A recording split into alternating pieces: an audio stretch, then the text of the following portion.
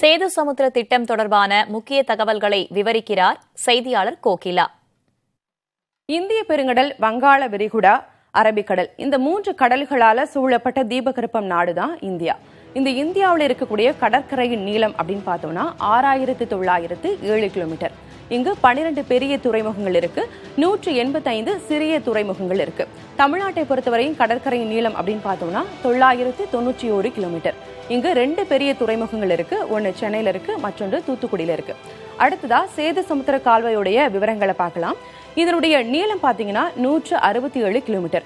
இந்த 167 கிலோமீட்டர்ல 78 கிலோமீட்டர் ஏற்கனவே ஆழமான பகுதி என்பதால அந்த பகுதியை தாண்டி தோண்டப்பட வேண்டியது அப்படின்னு பார்த்தோம்னா 89 கிலோமீட்டர்.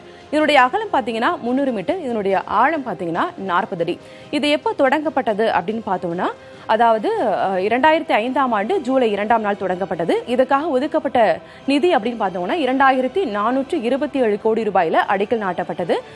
2009ஆம் ஆண்டு இதோடைய செலவு அப்படின்னு பார்த்தீங்கன்னா 831 கோடி ரூபாய் வரை செலவிடப்பட்டிருக்கு.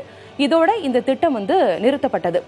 அதாவது இந்தியாவிலிருந்து கிழக்கு மற்றும் மேற்கு பகுதிகளை பயணம் செய்யக்கூடிய அந்த தூரம் 424 கிலோமீட்டரும், அங்க பயணம் செய்யக்கூடிய நேரம் 30 மணி நேரங்களும் குறையிறதா சொல்லப்படுது.